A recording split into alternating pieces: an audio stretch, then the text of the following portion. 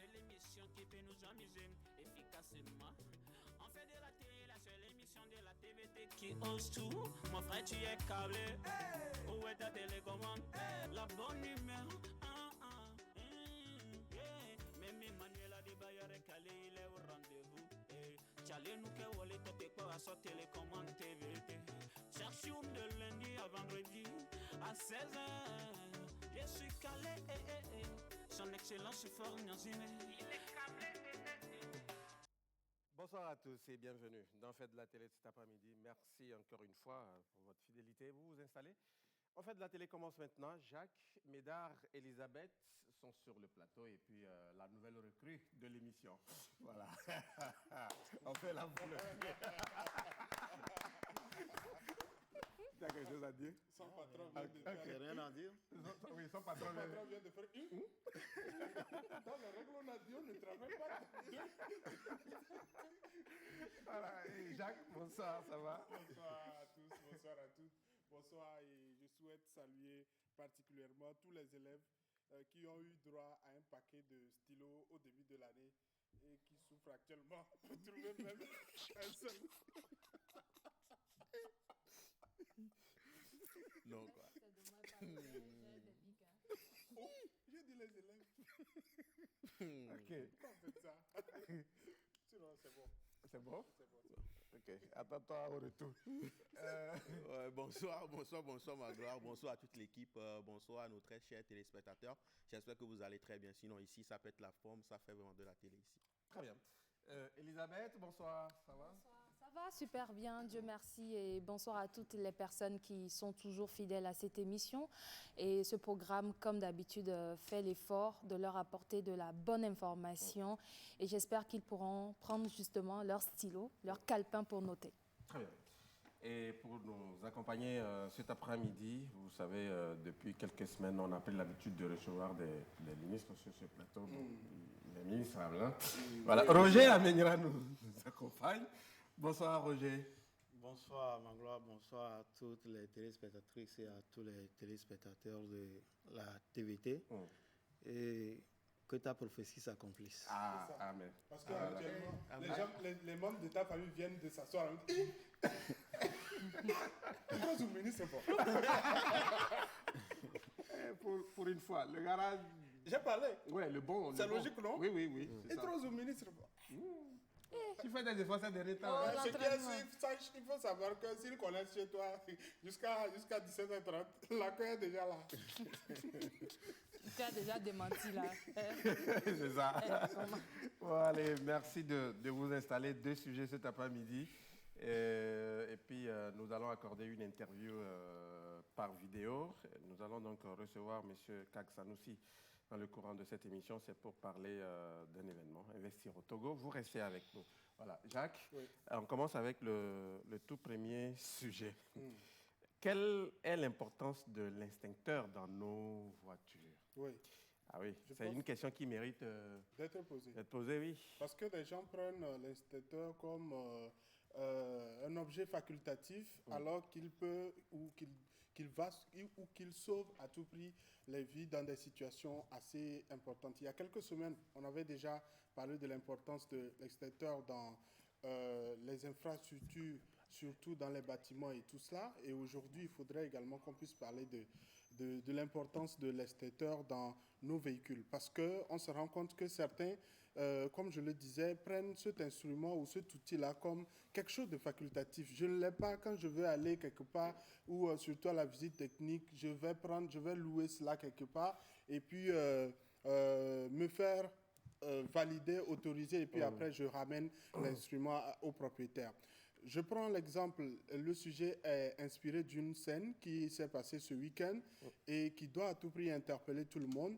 Et c'est dans la capitale où le véhicule d'un conducteur a commencé par prendre feu.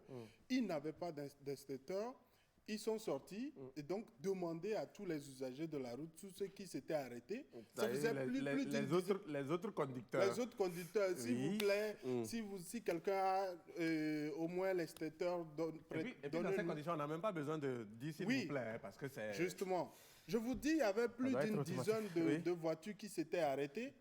Personne Aucune voiture ne disposait d'un... ne disposait d'instincteur. Ça m'a beaucoup interpellé et je me dis franchement, les gens s'amusent, mais dans ce type de situation, on a vu une voiture partir comme ça, alors que s'il y avait déjà cet outil-là, on aurait déjà retrouvé ou sauvé au moins une petite partie de cette voiture-là.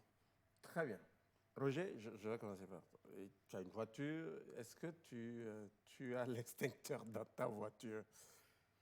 Bien sûr, parce que ce n'est pas facultatif en fait. Dans une voiture, bon, quand on parle d'instincteur, il y a aussi d'autres éléments, la boîte à pharmacie, tout ça là, c'est important dans une voiture. Parce que l'incendie, ça ne prévient pas. Oui, c'est clair. Mais Jacques l'a dit, il y a certains qui ont pris ce vilain plaisir-là de ne l'avoir que lorsqu'il y a la visite technique. Il y a même des gens qui sont spécialisés dans ça. Vous arrivez à la direction des transports routiers, il y a certains qui sont là, qui louent ça. Oui. Juste pour le temps de la visite technique et après, ils vous reprennent. C'est vraiment dommage. Bon, c'est dommage. Elisabeth, quand on préparait cette émission hier, eh bien, on a soulevé cette question-là. Roger l'a relevé encore. Il y a des gens qui sont là-bas. Vous arrivez, vous louez, vous louez l'instincteur, vous passez la visite technique et puis voilà, c'est fini. En principe, pour ceux qui se demandaient, l'instincteur a un rôle assez précis. Oui. Pour ceux qui se demandaient pourquoi Roger a pris la parole avant moi, nous les piétons, quand on veut mettre la bouche dans la maison villa, les gens de une pièce comme nous, excusez-nous, c'est la sagesse. Faut te conseiller. Elisabeth. Alors, il est très important. Moi, je vous ai dit, Elisabeth, tu n'as pas besoin de dire que tu es à pied. Ta voiture est au port. Jusqu'à présent, c'est l'argent qu'il faut. Si c'est maintenant, on va me cotiser ça. Laisse-moi faire le pire. Ah oui. Alors, très sérieusement, je ne sais pas si les gens connaissent l'importance même de l'extincteur dans une voiture.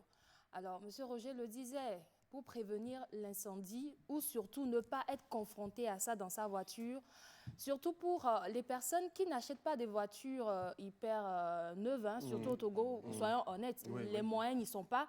Or, ce sont les vieux véhicules qui surchauffent rapidement le moteur, il y a beaucoup de fuites. Maintenant, dans ce cas précis, si tu n'as pas l'instincteur dans ta voiture, qui viendra te sauver? Or, il y a beaucoup de personnes maintenant qui ne savent même pas que c'est très important dans la voiture. On le déguise, on se fait du mal, croyant qu'on est en train de duper pour aller à la visite technique, mais on se cause beaucoup plus de tort finalement. Ce n'est même pas coûteux. Ça, je sais. Ce n'est même pas coûteux. Non, donc, du tout. Voilà, donc il est très important. Il y a des choses qu'on doit avoir dans sa voiture. Même hier, justement, on parlait du panneau de signalisation dans la voiture. Le triangle. Oui, que beaucoup de personnes n'ont pas. Ce n'est pas tendance, ce n'est pas une question de tendance, mais c'est obligatoire d'ailleurs, moi je vais le dire comme ça, obligatoire pour une voiture d'avoir autant ce panneau et autant l'extincteur. La boîte à pharmacie qu'on néglige beaucoup. Ouais, au fait, moi, je dirais que l'extincteur n'est pas un objet de décoration. Au fait, c'est une obligation comme le port des masques aujourd'hui, comme le port des casques aujourd'hui. Donc, c'est pas que c'est pour décorer la voiture. Moi, je dirais, hier, moi, je réfléchissais sur quelque chose. Au fait, il faut avoir ça dans la voiture et en dehors aussi de la voiture. Parce que si il y a l'incendie et la personne est bloquée dans la voiture, peut-être il faut trouver un moyen de l'aider aussi, parce que s'il n'y a pas ça à l'extérieur, comment est-ce qu'on peut éteindre le feu? Moi, je réfléchissais sur ça hier, au fait, quoi. Si on est seul? Oui, l'extincteur est resté dans la voiture. Bon, et sa place, le constructeur même sait. C'est pourquoi il l'a placé là-bas dans la voiture, oui. Mais pour l'instant, souffrez qu'il reste dans la voiture. C'est pas un objet mais il faut déjà l'avoir. Oui, il faut l'avoir. Il faut l'avoir. Déjà qu'on a mis dans la voiture, les gens de la peine à l'avoir dans la voiture. Toi, tu veux l'avoir en dehors encore de la voiture. On va même voler. Je pense qu'aujourd'hui, on est franchement dans l'amusement et les gens, ils vont dans les auto-écoles, ils apprennent comment pouvoir faire même la mécanique et tout ça. Dès qu'ils ont le papier qu'ils cherchent, c'est terminé. Quand tu vois les gens sur la route, tu te demandes, mais c'est quel permis lui-même ce monsieur a passé et aujourd'hui il est en pleine route et tu le vois conduire d'une manière bizarre. C'est de la même chose. Les gens savent que c'est important, les gens savent que c'est utile, mais comme on le dit, les gens se disent, bon, ça ne va pas m'arriver, ou ça, c'est sûr, bon, ce n'est pas une situation qui va arriver, mais ça n'avertit pas. Et je crois qu'aujourd'hui, il faut déjà que les premières autorités aillent vérifier ceux qui louent ces inspecteurs. Il y a un moyen simple. Et les policiers peuvent... Voilà, parce de façon qu'avant, inopinée. oui, il y avait ces contrôles, mais est-ce que ça se fait encore aujourd'hui? Justement. Voilà. Parce que quand tu sais que quand tu vas te sortir et on va te demander cela, forcément tu vas... Je voulais dire fermer les yeux pour acheter, mais puisque ça ne coûte pas, donc ce n'est pas une affaire de fermer les yeux, mais c'est juste l'avoir et puis c'est terminé. Et puis l'avoir, c'est bien pour ceux qui l'ont déjà, mais que ça ne serve pas de décor. Parce que il faut aussi renouveler. Il faut, justement. Ça a quand même une durée de vie. Voilà. Il est important que les gens puissent aussi lire sur la bouteille pour connaître après achat la durée de vie et le changer. Ce n'est pas uniquement l'acheter une fois dans sa vie pour se dire j'ai mon inspecteur. J'ai mon inspecteur et finalement ce n'est pas ça le plus important aussi. Il faut un suivi.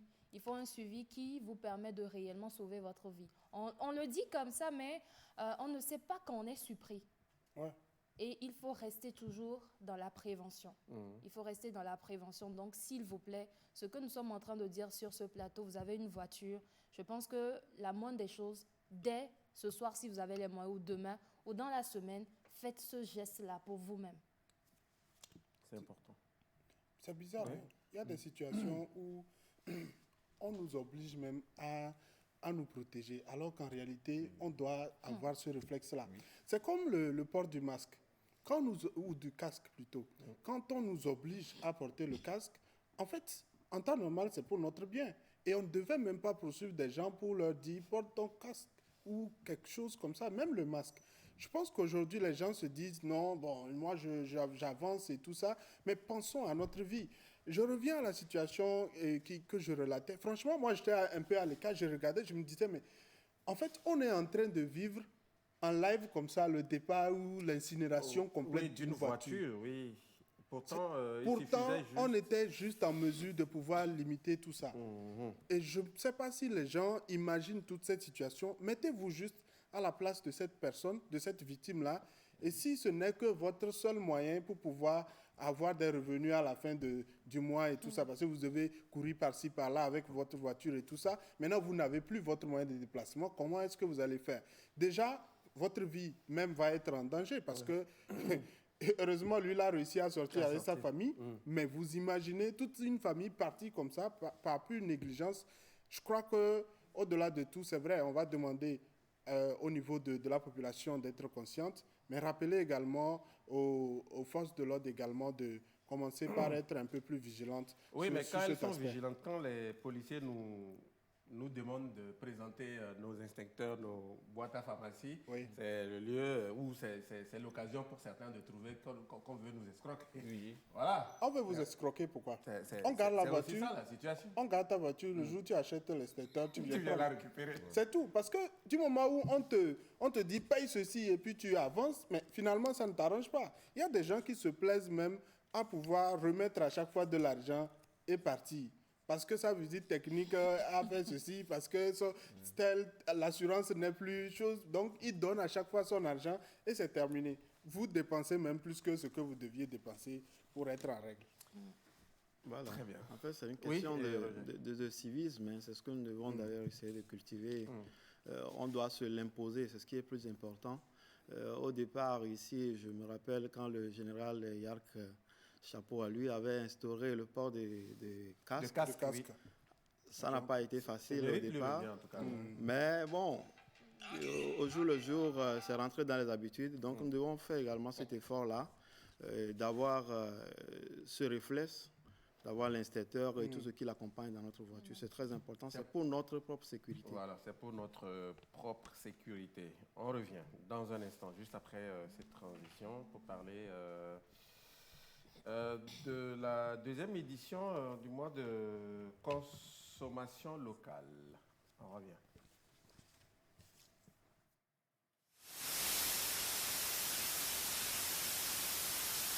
Le bienfait n'est jamais perdu, même dans ma tombe. Je ferai toujours de la télé avec ma joie. Que Dieu, le miséricordieux, vous bénisse. On fait de la télé Dans la joie, dans l'amour. Je vous adore infiniment. Gros bisous.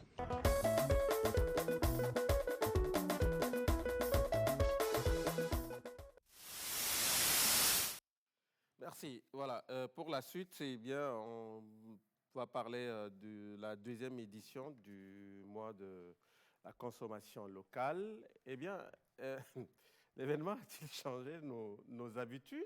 C'est la question qu'il faut se poser. Ok. Déjà que le ministre en charge du secteur a déjà annoncé les couleurs de la deuxième édition qui aura lieu au cours du mois d'octobre prochain. Et donc, les couleurs sont normales, c'est-à-dire l'idée est toujours d'inciter les Togolais à pouvoir utiliser les biens et services qui sont au niveau du Togo et tout ça, et qui sont la propriété des Togolais. Maintenant, c'est la question qu'il faut se poser. Est-ce que déjà l'initiative a réussi à changer un tant soit peu nos petites pratiques? Est-ce que nous avons, à partir d'octobre dernier, commencé par à consommer tout ce qui est produit sur notre territoire? Est-ce que ceux qui produisent se retrouvent dans de meilleures conditions? Ce sont ces questions-là qui sont assez intéressantes parce que pour moi, lancer quelque chose, oui, mais après, il faudrait que ça ait un impact assez important dans le vécu quotidien de ceux pour qui c'est destiné. Voilà. Elisabeth, tu as senti un changement dans le vécu des Togolais? Avec quel mécanisme, en fait? Okay. Le slogan et les paroles? Non, ce sont les actions qui seront dans la concrétisation de ce désir. Je salue la volonté des uns et des autres. Mais est-ce qu'à ce jour, même mon PR a changé son silice ou a demandé qu'on intègre dans ce qu'on lui fabrique chaque jour du Made in Togo? Si nous n'avons pas les modèles forts... Même le ministre. Arrêtez ça. Même le ministre. Ça, c'est le Made in Togo. Même le ministre qui est au devant même de la chose. Maintenant, quittons l'aspect même de l'habillement, parce que j'ai comme l'impression finalement qu'on se fige sur l'aspect habillement. Mais ça va au-delà, le consommer local. Okay. Est-ce qu'on arrive à se recommander entre nous Togolais grâce à nos compétences? Est-ce que le Togolais arrive à faire confiance à son frère Togolais qui peut lui vraiment soumettre un bon travail, ou on va toujours aller chercher ailleurs? Au-delà de ça, mais ce que nous mangeons, dans ce que nous mangeons, est-ce que la majorité, au-delà de l'aspect Covid-19 qui oblige certaines personnes à ne pas avoir accès à leurs anciens fournisseurs, ils arrivent réellement à consommer ici, ou ils font tout l'effort pour emmagasiner des choses et finalement manger petit petit, parce qu'ils n'ont toujours pas confiance aux produits locaux. Au-delà de ça, il y a l'aspect aussi des structures, restaurants, bars togolais. Combien de personnes togolais je vois dans ce qui est fait de leurs frères Made in Togo 228? Je les vois beaucoup plus chez les Libanais, ou encore... Et puis on se plaît à dire que chez eux, on se sent mieux. Est-ce que c'est même bien fait? Non, c'est ce qu'on dit. Oui, mais on a envie... Voilà, moi je pense que c'est dans la mentalité, il faut revoir notre question d'identité même. Est-ce que le Togolais se sent Togolais? Dans le sens où il s'approprie de ce qui vient de chez lui. C'est vraiment à redéfinir, hein, donc moi je ne vois donc, pas... Donc revoir toute la stratégie. Oui, le mécanisme, il y a à faire. Très bien. Moi, je vais dire aussi sensibiliser la population, et convaincre la population, expliquer à la population Est-ce que ceux même qui lancent la chose sont convaincus? Moi, je crois que des fois, on lance parce qu'il faut lancer, hein, parce que c'est peut-être un projet, il y a de l'argent dedans, entre griffes, on lance ce projet, on gagne quelque chose dedans. Mais il faut aussi sensibiliser cette population-là pour dire que consommer local, c'est soutenir l'économie locale. C'est soutenir l'emploi des jeunes, c'est soutenir tout ce qui a trait au Made in Togo, l'évolution de notre culture, l'évolution de notre économie. C'est pas seulement... imaginez, on fait même la publicité sur un t-shirt de l'extérieur. Déjà, c'est pas pour un floc consommons local sur un t-shirt qui vient de l'extérieur. Déjà, c'est pas la communication. La communication est faussée à la base. Ouais, c'est pas faux. Pour moi, tu fais ça. Non, mais c'est vrai. C'est pas faux. En fait, moi, Disons la vérité, consommons local. même quand on parle du naturel ici, il y a beaucoup de problèmes. Le karité que quelqu'un veut emballer, il doit le certifier à l'extérieur. Et vous pensez qu'on fait du made in Togo? Même pas. Non. Et encore au Togo, il y a beaucoup de choses à modifier, à changer pour pouvoir avoir ce vrai made in Togo. Je crois qu'il y a tellement de choses à dire sur cette question qui, je ne sais pas si c'est une volonté politique réelle, parce que même au jour du lancement, hein, en octobre dernier. Bon, on ne va pas revenir sur cette belle Donc image. je me dis vraiment... Comme tu dis, c'est une belle image. C'est cette belle image. Non, attends. C'est dégueulasse. Mais c'est... Comme tu dis, Non, c'est une moi, belle image. en réalité, moi, je n'en dirai pas plus. Je n'en dirai pas plus. Mais ce qui est plus important, moi, je crois que on dit souvent et de façon précise que vouloir, c'est pouvoir. De toute façon, l'idée est lancée. Ça, c'est déjà un bon départ. Maintenant, étant nous citoyens, nous pouvons les uns et les autres apporter notre contribution. Hein. C'est ce qui est important. Il faut d'abord, moi je vais dire que la responsabilité est partagée, d'abord au niveau des gouvernants que des gouvernés. Quand on va continuer, tant qu'on aura continué par importer des produits et pour lesquels on fait des publicités et tout ça, et on prône le consommer local, c'est toujours difficile. Maintenant, nous aussi, à notre niveau, quand nous allons léser nos frères et sœurs qui font de petits commerces que nous pouvons encourager pour qu'ils puissent évoluer et faire porter haut le nom du pays, nous préférons aller chez les étrangers entre griffes. Ça aussi, ça pose problème. Mais je crois qu'il y a du chemin qui reste à parcourir. Les uns et les autres l'ont dit, on ne va pas seulement focaliser le consommer local sur l'habillement. Quand on dit qu'il y a tel ministre qui est en costard et tout ça, là, que ce n'est pas bien, c'est lui qui prend le consommer local. Ce n'est pas seulement ça. Il y a ce qui m'a un peu choqué un jour. Moi, j'étais allé dans un supermarché, j'ai vu le sorabi qui est de chez nous, qu'on vend à 10 000. À plus de 10 000, oui. Bon. Et vous me demandez de consommer local dans cette condition, c'est vraiment difficile. Il y a de ces choses. C'est une autre réalité. Je suis d'accord. De la chose. C'est l'aspect assez important aussi, parce que tu ne peux pas aller chez ton non, frère. clairement, hein, oui. dans Il y a une vraie supermarchés, différence. ce sorabi se vend à 10 000. À 10 000 et parfois même plus. Oui. Et tu te demandes, mais ce que je prends là-bas, là, est-ce que c'est pas la même chose ou bien c'est différent et tout ça. Il faut qu'on puisse franchement se motiver parce que des fois, quand tu vas chez ton frère, tu te rends compte que ton frère est plus cher. Ton frère est plus cher que l'étranger que tu veux éviter. Finalement, tu fais quoi? C'est mon argent, je veux garder, non? Donc, je retourne chez l'étranger. Je pense que peut-être il y a beaucoup de procédures pour ces locaux-là avant de sortir leurs produits, ce qui fait qu'ils sont obligés d'ajouter encore plus d'argent au niveau de leur prix et tout ça. Mais il faudrait déjà que nous-mêmes, nous intéressions et puis après, peut-être, ça va réduire. Je pense que c'est un gros... C'est vrai, lancer comme ça, dit le mois de la consommation, consommer. Mais je pense qu'il y a beaucoup de choses autour pour que le Togo puisse arriver vraiment à promouvoir tout ce qu'il y a sur le plan local. Sinon, c'est compliqué. Ouais. J'ai une question. Bon. Est-ce qu'on peut... Rose, c'est ça le truc. Oui. Je voulais savoir ce qu'on a fait en 2020 à ce jour. Est-ce qu'il y a un bilan qui nous permettra de voir, par exemple, c'est cet aspect-là que nous avons amélioré? Vous comprenez? Au lieu de vouloir tout faire en même temps pour dire consommation locale, mais j'aurais préféré qu'on nous dise à la première édition, nous avons changé ceci. Cette deuxième édition, nous voulons modifier ce comportement. Et petit à petit, on va y arriver. Et puis moi, je n'apprécie plus trop le terme utilisé tout à l'heure par Méda, soutenir ce qui vient du Togo. On ne soutient pas. C'est du bon produit. On doit autant le valoriser.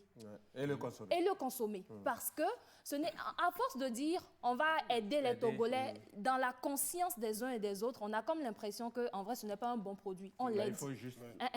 C'est un bon produit. Et donc, aider dans quel sens? Et donc que les producteurs aussi s'activent. Oui, s'activent pour faire du bon travail. À produire de bons produits. Oui, parce que je ne peux pas aller, parce qu'on me dit de soutenir mon frère qui produit du jus de fruits. J'arrive, je prends le jus de fruits, ça a un goût bizarre et on me dit le lendemain de revenir. Non. Mais je retourne chez l'étranger qui me produit quand même quelque chose d'intéressant. Donc, ceux qui sont également chez nous, qui doivent également vraiment tabler sur la qualité, de leurs produits. Sinon, finalement, nous tous, on va toujours dire oui, allez, mais nous-mêmes, on n'ira pas. Parce que le plus important, je sors mon argent, mais il faut que ce que je prends également soit de très, très bonne qualité. Le consommer local. Donc, c'est parti pour la 2e édition. Et voilà, si vous avez en tout cas l'occasion, eh bien, n'hésitez pas. Consommer ce qui vient de chez nous. C'est important. Je crois qu'il y avait eu récemment une cellule, la HOC, je crois, pour authentifier ce qui vient d'ici, mais qui est de qualité. Donc, j'aimerais peut-être même puisque aujourd'hui on est dans le système digital, ils peuvent mettre très souvent en guise de soutien, d'accompagnement pour ceux qui sont réellement certifiés produits qualité, de les poster pour permettre aux uns et aux autres d'aller à la découverte de ces produits-là finalement qui ont suivi le processus et qui sont réellement produits de qualité. C'est une proposition. Hein. Le faire et l'actualiser très régulièrement. Très régulièrement. Sinon, on risque de mettre certains et puis après, quand les autres vont suivre, on ne va pas les mettre et finalement, les gens vont se dire qu'on a choisi certains, on a laissé d'autres. C'est aussi ça. Il faut actualiser très régulièrement. Voilà, merci. On revient juste après. On s'offre Wedi et Kiko, Babyva, et on se retrouve après avec Monsieur Kag Sanoussi pour un entretien. Voilà, on revient tout à l'heure.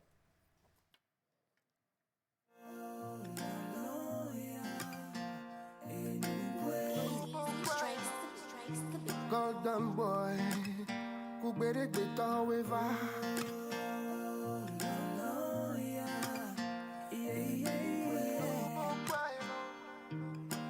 Golden boy, where the Rasta, baby tama glonyare kana, baby tama glonyare kana, la se vivilo. Mr. Homeboy, Kudogi Kotra remix it. Baby va ma glonyare kana, baby va ma glonyare kana, la se vivilo, oh la se vivilo, la se vivilo. Baby va ma glonyare kana, ma glonyare kana, oh la se vivilo, oh yeah, la se vivilo. J'aimerais juste te dire que je t'aime et que je m'imagine pas vivre sans ton amour qui me porte, qui me dirige, oui, qui tire toutes tes cordes. De mon cœur, je t'ouvre les portes. Oh bébé, ta douceur me réconforte. Oh, serre-moi dans tes bras. Je veux rien d'autre, ce que je veux, oui, c'est toi. Oh, baby, tu donnes sens à ma vie. N'écoute pas ce que les gens disent. Concentrons-nous sur ce qu'on vit. Baby va ma glonyare kana, baby va ma glonyare kana, oh la se vivilo, oh la se vivilo, oh la se vivilo, Oh la se vivilo. baby va ma glonyare kana, ma glonyare kana, oh la se vivilo.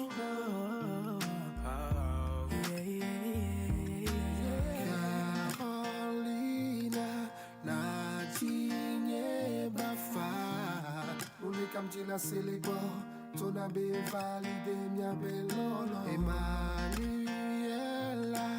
Naji Jobava. Nebak no mi lo mia no no.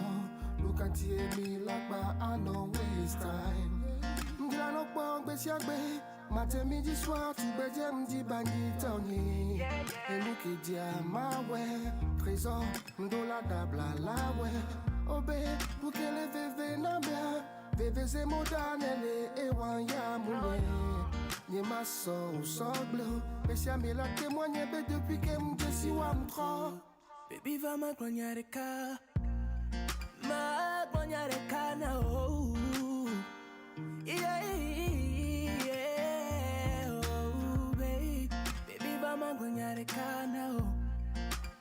Ma glonyare ka na oh la se vivilo.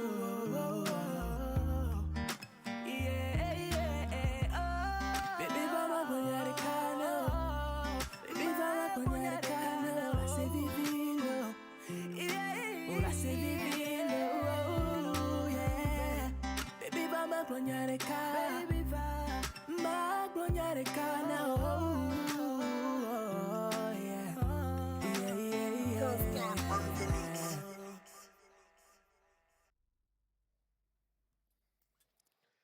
Voilà, retour sur le plateau. Ici, c'est seulement maintenant que vous arrivez. Eh bien, vous faites de la télé. C'est sur la télévision togolaise tous les jours, de lundi à vendredi.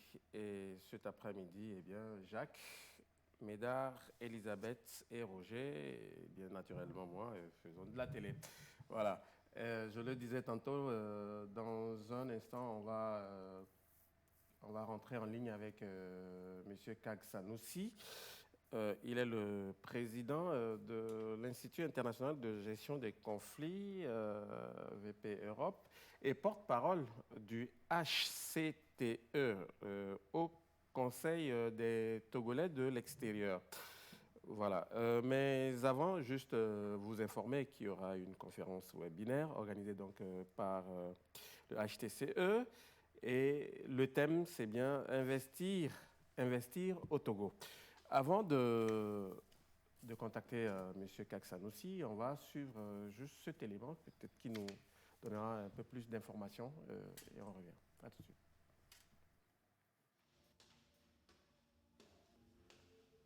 La diaspora contribue au développement du Togo grâce notamment à son investissement direct et indirect.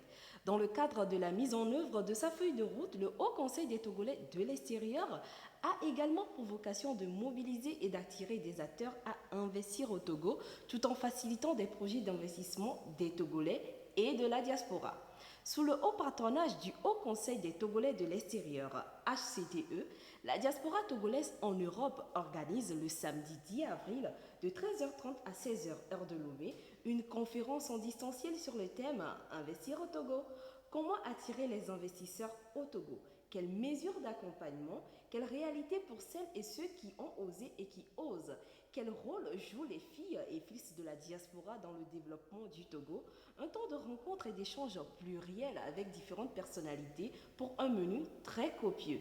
Les diasporas engagées pour le développement de leur pays d'origine, Doga Dogui, fondateur de Africagora, chairman de Africa SMB Forum, Mbaye Fall Diallo, professeur à l'Université de Lille, membre du Conseil présidentiel pour l'Afrique CPA, PAS Africa. Les outils structurels pour favoriser l'investissement au Togo, c'est l'homme Marie-Anaïs Sagbo, conseillère auprès du ministère de la Promotion de l'investissement. Les acteurs qui osent, Étienne Giros, président délégué du SIAN, Conseil français des investisseurs en Afrique, Kodio Monseigneur, founder of the company C4D Jet Fractionnel Jet, C4D Security and VG Serengeti. Marie-Jo Adani, dirigeante du cabinet Africa Form Experts RH. Anna Spencer, co-founder Synergic Dreams. Hervé Ezacherio, président groupement de gestion et d'assurance. Didier Haïté Gaba, directeur Pim Express. Boubacar Diallo, fondateur et CEO de Beno Pass Africa. Edem Adamago, Startup Coach, CEO et fondateur ATC Moa Togo. Les instances qui accompagnent Cynthia Epoignan-Sibé et son âme, secrétaire générale Togo Invest. Clément Kapouin-Houssounou, directeur du département Banque des particuliers d'EcoBank Togo. Laté George Lawson, directeur des engagements de Sounou Bank Togo. Kossi Tiglo, directeur général de l'Agence nationale pour l'emploi, ANPE Togo. Le grand témoin, Safio Radi, économiste, expert comptable et expert diaspora auprès du ministère des Affaires étrangères, de l'intégration africaine et des Togolais de l'extérieur. La direction des travaux et la modération seront assurées par le duo de choc, Christelle Panou, coordonnatrice internationale d'une compagnie d'assurance DP HCTE au Royaume-Uni, et Kag Sanoussi, président de l'Institut international de gestion des conflits IIGC VP Europe et porte-parole du HCTE. Ne l'oubliez pas, le samedi 10 avril 2021 de 13h30 à 16h heure de Lomé, en direct simultanément sur Zoom, Facebook et YouTube. Et bien sûr, l'inscription est libre et gratuite. Ne soyez pas avares et partagez autour de vous l'information, car c'est le Togo qui gagne. Voilà, très bien. On revient donc sur le plateau et cette fois-ci, on va tenter de joindre M. Kag Sanoussi. Je rappelle, il est le porte-parole du HTCE. Bonsoir, M. Kag Sanoussi. Bonsoir, M. Nyanya. Comment vous vous portez? On se porte bien par la grâce. Merci beaucoup. Et vous-même? Oui, ça va, on rend grâce. Merci. Voilà, merci d'être avec nous. Et on l'a dit, la conférence, elle sera organisée par le HCTE, voilà, le Haut Conseil des Togolais de l'extérieur. Et voulez-vous nous parler de la mission que ce Haut Conseil s'est assignée? Alors, le Haut Conseil des Togolais de l'extérieur est un organe de statut associatif non apolitique, non confessionnelle, non discriminante, et donc qui a pour vocation de fédérer en premier lieu les Togolais de la diaspora, qu'ils soient dans des associations ou qu'ils soient individuels. Le Haut Conseil, justement, pour les fédérer, a pour vocation de ne pas faire à la place des Togolais de la diaspora ou des associations, mais de faire avec. Et nous disons dans cet esprit que le Haut Conseil est plutôt une dynamique qui nous a conduit à avoir de la division et de la multiplication pour œuvrer davantage pour la diaspora. Il est placé donc auprès du ministre des Affaires étrangères, et comme cela se fait dans beaucoup de pays, bien évidemment, et le Haut Conseil, au-delà de mobiliser les Togolais de la diaspora, c'est d'aider à contribuer à la mise en œuvre d'un certain nombre de projets. D'abord, défendre les intérêts des Togolais de la diaspora dans tous les domaines, mais aussi contribuer au développement du Togo de X manières. Et vous savez que la diaspora participe depuis la nuit des temps au développement du pays. Il ne s'agit pas seulement de la diaspora du Togo, mais de la diaspora de tous les pays. Et c'est dans cette optique que s'inscrit notamment cette conférence que nous organisons. Voilà, une conférence webinaire. Webinaire, voilà. Quelle est l'opportunité justement de cette conférence? L'opportunité, c'est que nous sommes au Haut Conseil et c'est dans notre feuille de route, puisque nous avons une feuille de route annuelle, en tout cas pour les 3 ans de la mandature, et dans lesquelles nous avons une série d'activités à mener pour répondre à tous les objectifs qui sont assignés au Haut Conseil, qui sont les projets que nous portons. Et dans cette opportunité, nous pensons aujourd'hui qu'en tant qu'acteurs de la diaspora, vous n'êtes pas sans savoir que les Togolais de la diaspora, en 2020, ont envoyé plus de 440 millions de dollars au Togo. Et en 2019, c'était encore beaucoup plus. Et donc, c'est dire que nous participons déjà en tant qu'acteurs de la diaspora au développement du pays. Mais quand je le dis pas au détriment de nos compatriotes qui sont au pays, parce qu'ils participent davantage, puisqu'ils sont sur le terrain et ils travaillent aussi. Donc, l'idée de ce webinaire, c'est justement de saisir l'opportunité pour mettre ensemble nos approches respectives pour voir comment nous pouvons, d'une part, faire connaître les outils qui existent au Togo pour aider à l'investissement, les véhicules structurels, et aussi pour donner envie à tous nos compatriotes de la diaspora et à tous ceux qui ne sont pas non plus togolais de venir investir au Togo. Car comme disait tout à l'heure la présentatrice qui a présenté notre événement, c'est le Togo qui gagne dans tous les cas, et c'est ce qui nous tient à cœur, et c'est à cela que le Haut Conseil œuvre, aider la diaspora et contribuer efficacement au développement du Togo. Très bien. Et quels seront les grands sujets qui seront abordés lors de cette conférence webinaire? Monsieur Kak-Sanoussi? Alors, nous avons essayé d'organiser cette conférence en 3 grands chapitres.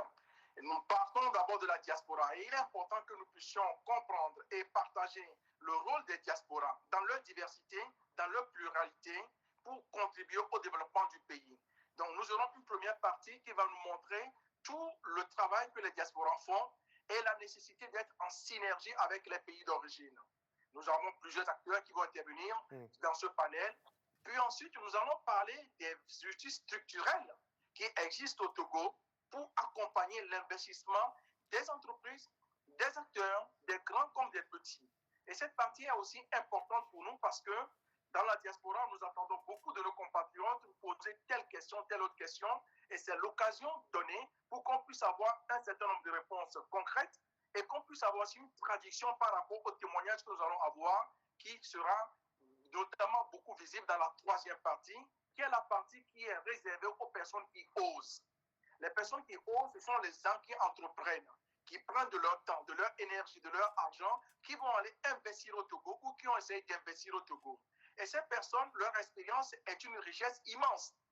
Certains ont connu certaines difficultés, certains s'en sont sortis, certains ont reçu brillamment. Et donc, l'expérience des uns enrichissant les autres nous permettons à l'ensemble de ces acteurs de nous expliquer ce qu'ils ont eu comme expérience au Togo et pouvoir édifier les autres et pouvoir donner aussi des pistes et des conseils pour ceux qui veulent suivre leur pas. Et nous allons finir cette partie de la conférence par deux derniers points essentiels. L'avant-dernier point, c'est essentiellement les acteurs qui sont sur le terrain, qui accompagnent.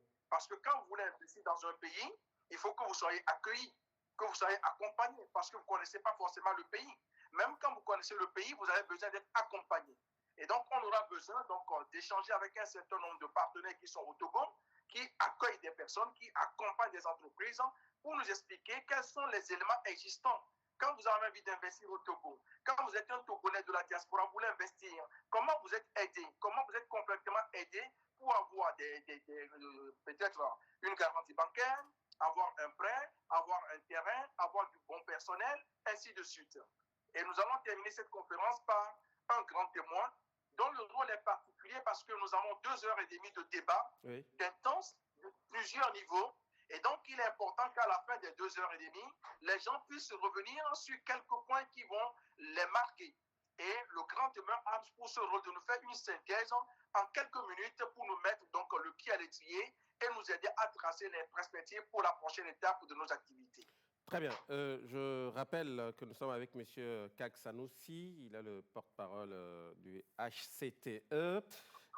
Jacques? Oui, monsieur le porte-parole, je sais que vous savez que les Togolais sont des milliers à l'étranger. Sur quels critères vous êtes basé pour sélectionner les panélistes? Ça, c'est un travail très difficile parce que je dois vous avouer que depuis que cette liste est sortie, nous avons encore beaucoup de demandes. Nous avons choisi les panélistes par rapport à l'organisation de la conférence, notamment quand on parle de la diaspora. Nous avons essayé de trouver dans la diaspora les gens qui sont les plus investis, mais il y en a d'autres, sûrement. Et puis, au niveau des acteurs sur le territoire togolais, nous avons identifié plusieurs acteurs. Aujourd'hui, il y a certains qui sont présents à cette conférence et nous les remercions. Je pense à Togo Invest, je pense à l'ANPE, je pense à l'OTR, Ecobank, à Sunubank. Nous les remercions fortement et nous pensons que certains acteurs que nous aimerions avoir et que nous remercions également parce que nous sommes en partenariat, comme la JET, comme le patronat, le groupement des entreprises de l'industrie, la chambre de commerce de l'industrie, tous ces acteurs sont des acteurs avec lesquels nous sommes toujours très disponibles à travailler et qui nous soutiennent également dans ces événements. Donc le choix n'a pas été évident, mais c'est une première qui est dans une continuité des activités que nous faisons et nous sommes convaincus que dans la suite des choses que nous allons faire, nous aurons à travailler avec l'ensemble des acteurs qui accompagnent et soutiennent l'investissement au Togo. Très bien. Et Elisabeth, vous restez avec nous, Monsieur Kak Sanoussi. Elisabeth? Oui, Monsieur Sanoussi, pourquoi l'accent, on sent que c'est vraiment mis sur l'Europe? C'est une manière de voir. Parce que si vous voulez, ce webinaire s'inscrit dans une continuité. C'est le Haut Conseil des Togolais de l'extérieur qui l'organise. Oui. Et ça s'inscrit dans une continuité d'action que nous faisons. Et sous le leadership du président du Haut Conseil, M. Kodjovi, et donc, qui est en Côte d'Ivoire, nous avons, M. Atisso Kodjovi, nous avons déjà organisé plusieurs webinaires. Sachez qu'au niveau de la zone Amérique, nous avons organisé un webinaire avec Ecobank sur les questions d'investissement. Et dans la zone Afrique, nous avons organisé 2 webinaires avec l'ANPE et plusieurs acteurs sur les institutions africaines, sur la jeunesse au niveau de l'emploi. Dans la zone Asie-Océanie, nous avons également organisé 2 grands webinaires sur l'investissement au Togo, où nous avons donc reposé le Togo, la Suisse de l'Afrique, pour inviter les gens à investir. Donc, cette dynamique que nous mettons en ligne aujourd'hui n'est qu'une continuité de la dynamique que portent tous les 77 délégués du Haut Conseil. Donc, les délégués européens sont certes fortement mobilisés et je les remercie pour leur implication, mais sachez que c'est tout le Haut Conseil qui porte cette dynamique de webinaire que nous organisons. Très bien. Et quelle suite sera donnée à cette conférence, à ce webinaire? Alors, l'idée, c'est que ce webinaire se veut un temps d'échange et de réponse pragmatique. Je dois vous avouer, comme je le disais, que nous avons beaucoup de retours de compatriotes qui écrivent. Et au-delà des compatriotes, des chefs d'entreprise et qui écrivent, qui attendent à là où je vous parle. Je sais que par exemple, nos compatriotes en Guinée équatorienne sont avec des entrepreneurs qui suivent l'émission, qui veulent venir au Togo, et c'est des délégués du Haut Conseil qui travaillent dans cette dynamique-là. Donc l'idée, c'est qu'à l'issue de cette conférence, nous puissions apporter des réponses concrètes. L'une des réponses concrètes, c'est par exemple, en lien avec l'ANPE Togo, donc on essaie donc de concevoir une cartographie pour identifier toutes les instances qui accompagnent. Ça existe déjà. Nous, en tant que haut conseiller, au conseil au niveau des Togolais de l'extérieur, nous travaillons avec l'ANPE pour mettre ça à la disposition de nos compatriotes au sein de la diaspora. Et puis aussi, nous avons d'autres projets qui sont en gestation dans le cadre de la feuille de route des Togolais de l'extérieur et qui vont nous conduire à avoir beaucoup plus d'intérêt aussi par rapport à nos communes, par rapport au monde agricole, par rapport aux étudiants. Donc, à la suite de ce webinaire, nous aurons à revenir en termes de rendu pour préciser les actes dans lesquels nous allons développer l'activité que nous prévoyons de mettre en œuvre d'ici la fin de notre mandature. Très bien.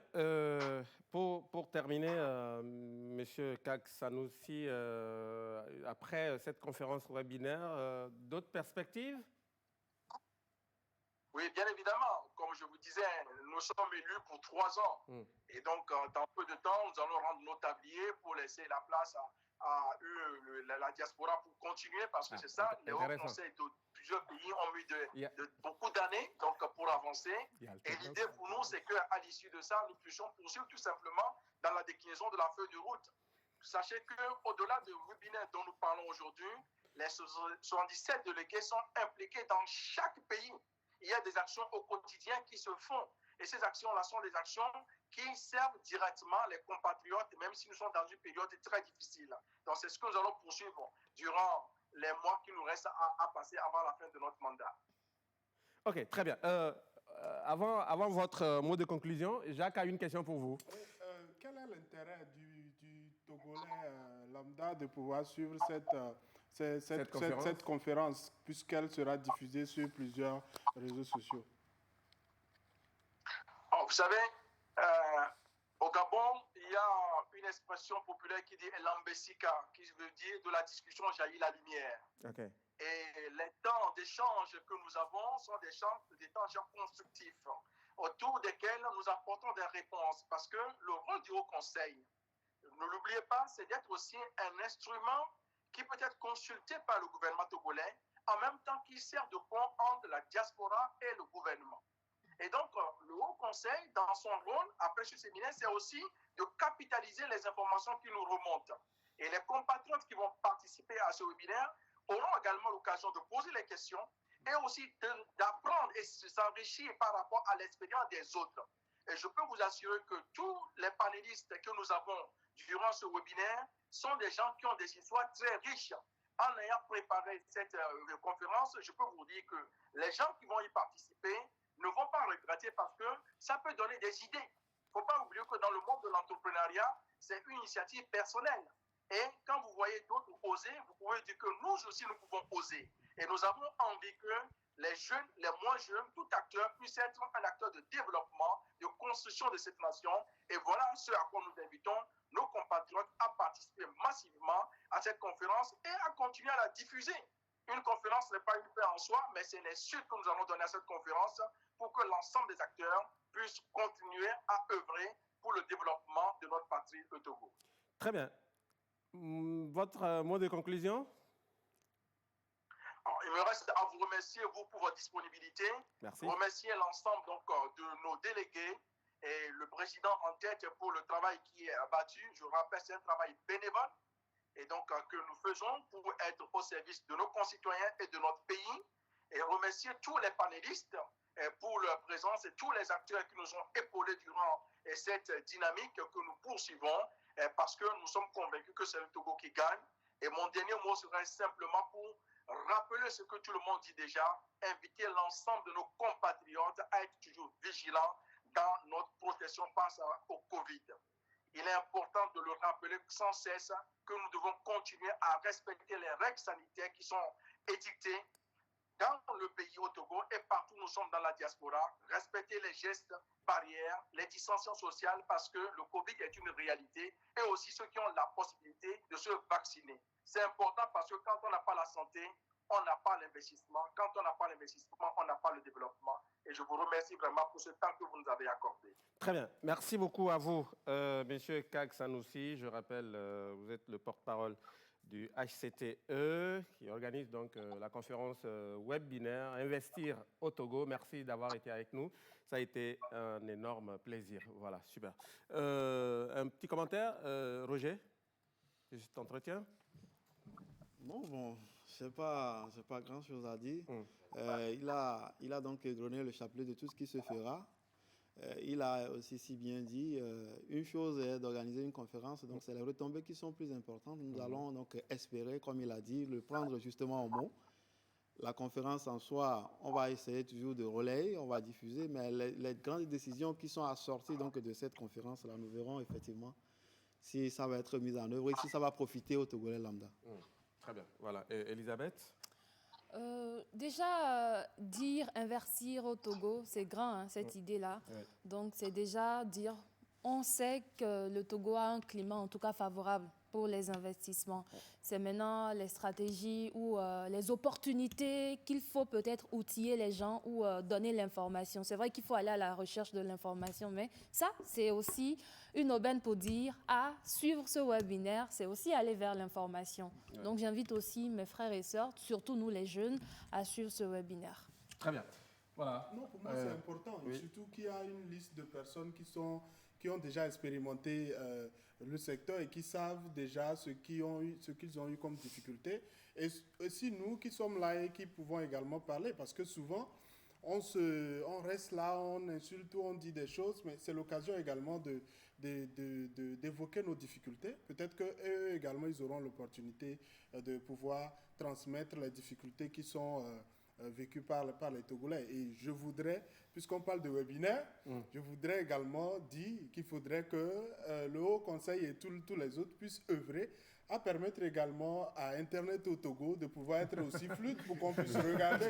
Parce qu'aujourd'hui, le Togolais, quand il appuie sur une vidéo live, surtout sur Facebook, en fait, il commence pas à prier parce que le message va arriver tout à l'heure. Voilà, message passé. J'espère message reçu également. Merci beaucoup. Oui, de toute façon, oui, Roger. Il y a des efforts qui se font de toute façon. Quand on parle d'Internet, vous avez vu cette communication, au moins on a suivi du début jusqu'à la fin. Attention, Roger. Ça veut dire quand même que c'est quelque chose qui se fait. Attention, Roger. Mais bon, au-delà, il a une connexion ghanéenne. Allez, merci beaucoup à vous tous. On est pratiquement arrivé à la fin de cette émission. On va s'arrêter ici pour aujourd'hui. Ça a été un plaisir de partager ces moments avec vous, mesdames, messieurs, sur la télévision togolaise. Vous le savez, c'est tous les jours, de lundi à vendredi à 16h. Voilà. Merci à l'ensemble de l'équipe technique. Réalisation signée Pacha Lendalo. Merci aussi à vous à la maison. Rendez-vous demain à 16h.